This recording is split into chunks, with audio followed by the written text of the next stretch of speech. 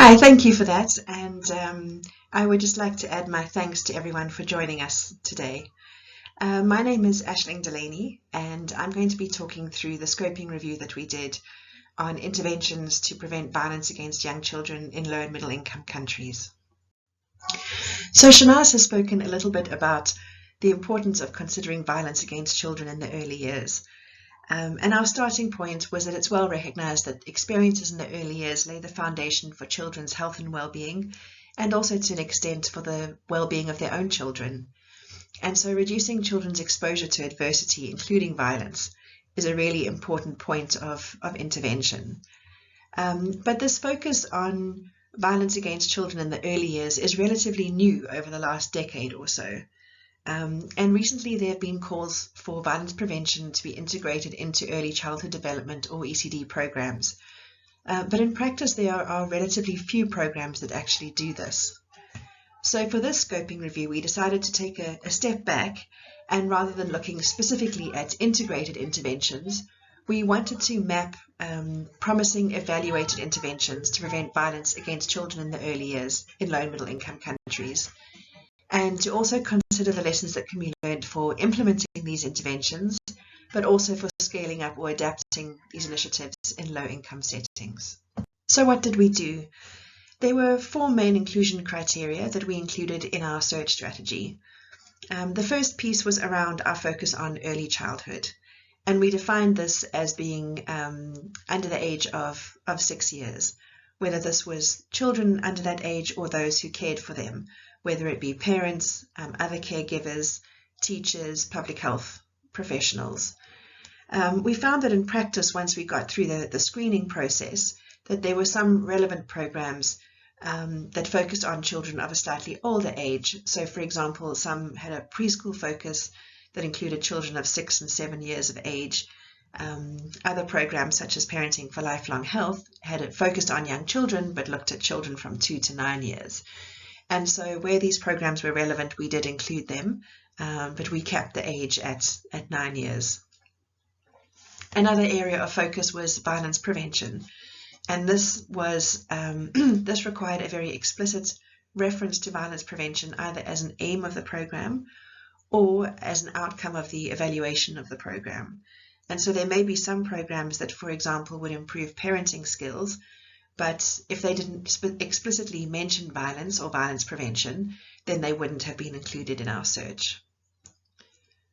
A third area was looking specifically at early childhood interventions, and we tried to keep this as broad as possible, not being too prescriptive about what kinds of interventions, but there needed to be some kind of intervention that was then assessed for efficacy or effectiveness at a later stage. And our fourth area of focus was that we were looking specifically at low and middle income countries as defined by the World Bank.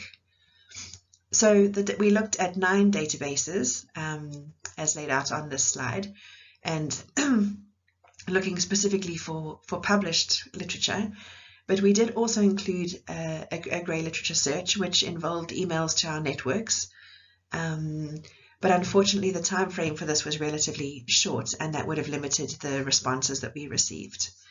And just to note that the time frame for the scoping review was from January 2010 to August 2022.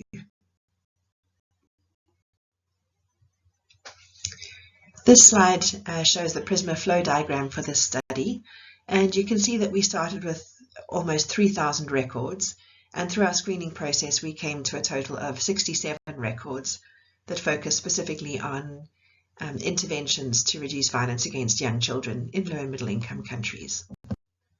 This slide gives a sense of where some of those records came from per country, and the 4 largest green circles were Iran, Jamaica, Brazil, and Turkey.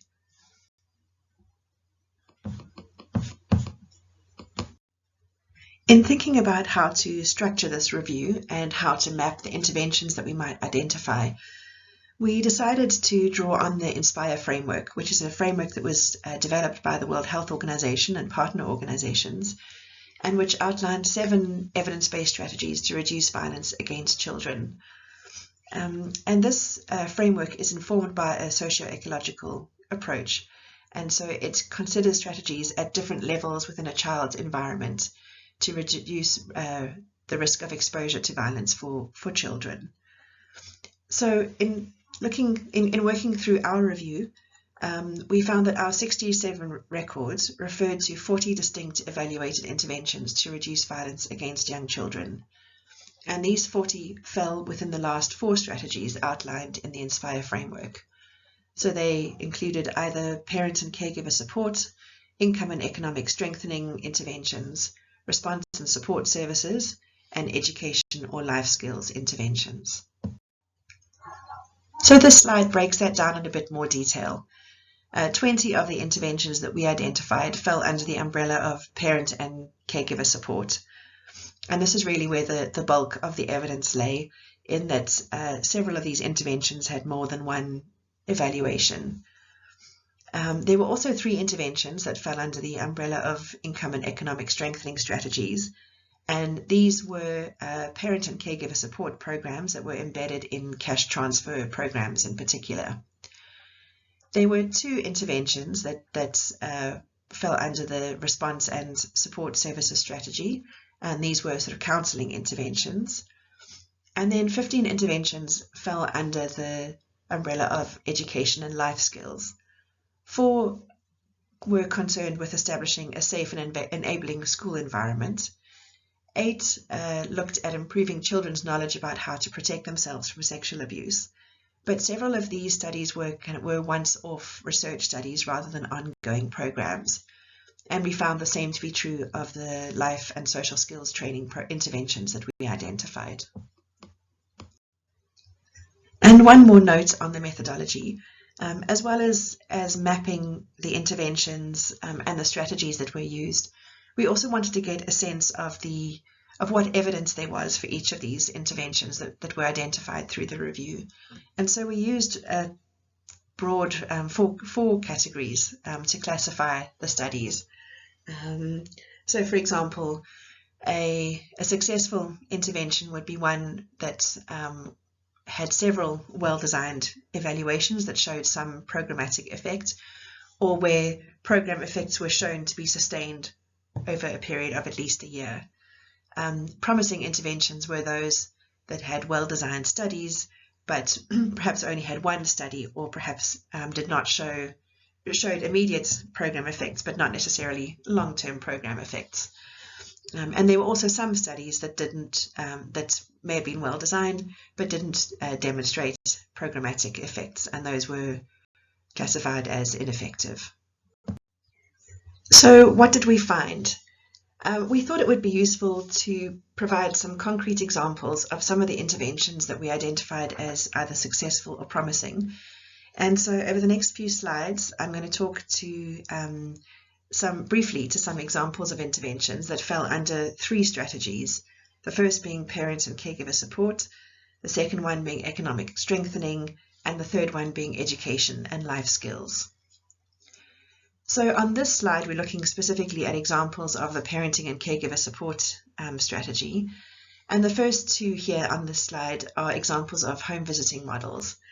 And the Jamaica home visiting model is one that was actually implemented in the 1980s. It was a 2-year trial comparing nutrition and stimulation interventions with children under the age of 2 years. And the reason that this one came up in our review was that there was a follow-up study 20 years later looking at the effects of that trial. And they found that those children who had received stimulation reported less violent behavior in adulthood than those who did not. And this model has informed home visiting models in other parts of the world, including one example being the home visiting program in Peru, which is implemented at a large scale for disadvantaged mothers of children under the age of 3 years, largely in rural areas. And an experimental study has shown programmatic effects for this model as well, including violence reduction, with parents being less likely to engage in punitive parenting strategies. The third intervention example here on this slide is the Parenting for Lifelong Health for Young Children program. And this program was developed in South Africa, specifically for low resource settings. And it's a group-based parenting program that consists of 12 sessions that's implemented with caregivers of children aged 2 to 9, and it's facilitated by lay workers. So a randomized control trial in South Africa found increased observed positive parenting and positive child behavior at a 1-year post-intervention follow-up. They did find positive effects on physical and psychological discipline immediately after the intervention, but these weren't sustained a year later. But this model has been implemented in numerous settings across different countries, all kind of low resource settings. And some pilots have been implemented in which the program has been embedded in other sort of routine service delivery systems. So one example is where the program was embedded in a cash transfer program in the Philippines, and in another case it was embedded in the public health system in Thailand. And although both of these are small-scale pilots, evaluations of these pilots have shown promising impacts on the reduction of child maltreatment and violence against children in these settings. The next two examples, the ACT Raising Safe Kids program, which was implemented in Brazil, and the International Child Development Program in Colombia. And these two are examples of programs that were developed in high-income countries. They're group-based parenting programs, but which have been implemented in low and middle-income countries and which have been shown to have promising effects on reducing violence against children. The last two programs here, Banda Barejo in Rwanda and Real Fathers in Uganda, which has also been implemented in Senegal, are examples of gender transformative programs that have been shown to reduce violence against children. And these are examples of programs that engage directly with the fathers of young children. They also engage with the partners of the fathers for part of the program. And although they take a slightly different approach to how they engage with fathers, both have been shown to have a positive impact both on violence against children, particularly around punishment, but also intimate partner violence. And these two are part of a growing body of evidence that addressing power dynamics and gender norms within the home can be beneficial both for violence against women and violence against children. Moving on to the second strategy that we wanted to highlight, the interventions on this slide are all examples of income and economic strengthening strategies, and in fact they are all specifically linked to cash transfer programs. So the one at the very bottom, the Parenting for Lifelong Health for Young Children, is the example that I mentioned just now, which is the program that's embedded in a small conditional cash transfer program in the Philippines on a pilot basis, which did show positive, promising effects for the program, but on a small scale. The other three are all programs that have been implemented on a much larger scale. And the first two, the one in Rwanda and the other one in Niger, are both examples of programs that found positive, or interventions that found positive effects on reducing harsh parenting, harsh punishment, and reducing violence against children. The third one, the PCF in Brazil, is also an example of a large-scale program focused particularly on supporting early childhood development for children who are under the age of 3 years. That includes a child protection component, but this is a program that actually didn't demonstrate any effects across I think it was the 6 key indicators that the program was evaluating or assessing. And this is an example of how when a program is taken to scale, that effectiveness can potentially be lost when there are challenges with implementation. And there are definitely lessons that can be learned from this particular example in terms of how to implement programs and what needs to be considered when going to scale. And lastly, under the education and life skills strategy, we wanted to highlight one particular intervention. But before doing that, I just wanted to note that for older children, school-based violence prevention interventions are quite common. But in this review, we found relatively few that focused on a classroom setting or on preschool settings. But this particular intervention is called the IRE Classroom Toolbox. It was developed in Jamaica, also intended for low resource settings. And it's a violence prevention preschool teacher training program. And evaluations have shown that it results in fewer accounts of violence against children by teachers, both immediately after the intervention and also sustained as a one-year follow-up. And an interesting element of this intervention is that it's intended to be complemented by the IRE Homes Toolbox, which is to be facilitated by the preschool teachers who have undergone the training through the IRE Classroom Toolbox. And essentially the aim is to provide a consistent and integrated approach across children's home and school settings.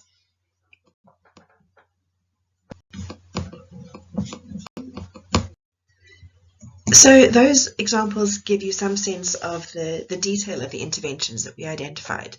But what are we learning overall about what works to reduce violence against young children? As I've mentioned, the focus on violence prevention against young children in particular is still relatively new. And so, although the evidence base has grown over the last decade or so, there's still limited evidence of sustained effects for these interventions over the longer term. But having said this, there's certainly evidence of violence reduction for young children, largely involving parent and caregiver support interventions. And there's some support for some evidence for working with preschool teachers. Although, again, as I mentioned, there were a few interventions that adopted this strategy that we identified in our review. Some of the successful and promising parent and caregiver support programs tended to be of longer duration and used experiential learning, which is in line with their behavior change goals. And several showed that it is feasible to draw on paraprofessionals to facilitate these programs in low resource settings. There's also evidence that combining interventions or mainstreaming, for example, parent and caregiver support interventions into routine services, or taking an integrated approach across different settings in which children live is both feasible and effective. And this kind of combined or more holistic approach is very much in line with the holistic support required in the early years. We also drew out some implementation issues to consider that were highlighted across several of the studies. And one point was the need for, as models are shown to be successful in research settings, there's a need for further evidence of effectiveness in real-world settings. A second point related to the use of paraprofessionals and community-based workers in low-resource settings. And several of the studies have shown that this is a feasible approach for low and middle income countries. But attention needs to be paid to not overwhelming frontline workers, particularly in contexts where systems are not very strong. And one way to do this is through the systematic preparation and training of paraprofessionals, but also ongoing mentoring and supervision, which are aspects that are often overlooked in implementation. There's also a need to, when implementing programs, to consider both the how and the what. So both the process and the content of a program. And by process, we refer not only to, for example, the duration of a program, but also the approach to communities, to participants, as well as the values that underlie programs. And that often these more intangible elements are as critical to the efficacy or effectiveness of a program as the more sort of tangible content-based elements. And linked to this was the point around the need to identify core elements of programs and to understand the pathways to change. And in doing so, this would allow for more flexible and effective scaling up and adaptations of programs. Linked to the point made around paraprofessionals is the need for to consider psychosocial support for implementers, particularly in the context or working with issues of violence prevention. That this is an important aspect of programs that needs to be considered, which is support for implementers.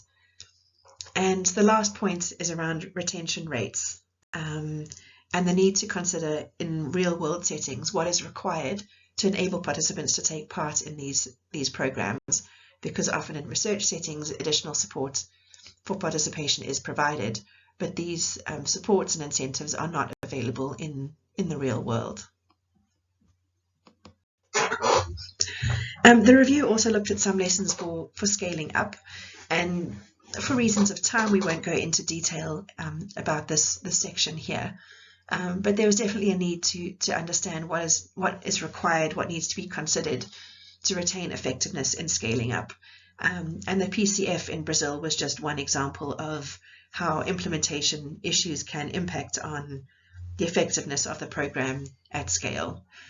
There were two strategies for scale up that were identified here, the one being scaling of programs through mainstreaming or integrating program delivery into existing routine services as a way of both enhancing scale and reach, but also supporting the sustainability of interventions. The other approach identified here was to test promising programs on a smaller scale under real-world conditions, and to use this as an opportunity to build capacity, to learn lessons about implementation challenges, and then to apply these as the program is rolled out on a broader scale more gradually. And again, the lesson around identifying core components of interventions that lead to change or to impact emerged as part of the scale-up discussions, as a way of allowing for more accurate but also more flexible scale-up and enabling greater customization or adaptation of interventions. And a further lesson that came through strongly was the need to build strong partnerships and collaborations at multiple levels with government, with communities, and with other partners, as it's essential for supporting effective institutionalization and also developing a strong sense of ownership, which is important for sustainability. We also looked at some of the lessons around adaptation, and there were three main points that emerged here. The one was the need for adaptation, that context matters, and that understandings of parenting, of child rearing, of discipline and violence are all influenced by context and culture, and so there is a need for systematic adaptation of interventions when they're implemented in new settings or with new target audiences. But there was also a focus on transportability and adaptation rather than designing programs from scratch. And particularly when it comes to effective parenting programs, there are core elements that are similar across contexts.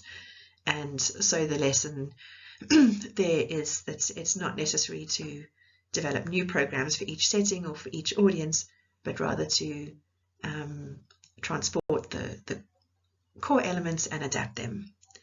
And the last point refers to the importance of both top-down and bottom-up participatory processes when considering adaptation. So to end off, the findings of this review underline the observation that violence against young children, as with violence across the life course, is a complex issue that requires a multifaceted response, and so there's no single silver bullet. But parents and caregiver support programs, including those that address gender and power dynamics within the home, and programs that support teachers in preschool settings, appear to be successful in reducing violence against young children, and they are promising strategies going forward. But going forward, there's also a need to learn some lessons from existing programs about how to scale up effectively, and also to consider the modalities of delivery going forward, thinking through how to integrate promising programs into routine delivery services. There's also a need to elevate practice-based learning and for researchers and implementers to work together to identify what needs to be taken into consideration to maintain effectiveness at scale, both in terms of the how and the what of interventions. And linked to this is the need for an ongoing focus on understanding the pathways to change, and to do this in relation to differing levels of violence and risk. And essentially the hope is that this scoping review will be in one small part inform and inspire further exploration of strategies to prevent violence against young children in low and middle income countries, including through greater integration of ECD and violence prevention interventions. And before I end, I would just like to acknowledge the broader team that worked on this project, both from Boston University and also the University of Cape Town, and just to thank them for their insights and their contributions, both to this piece of work and also to the broader project as a whole. And on that note, I will say thank you and leave it there.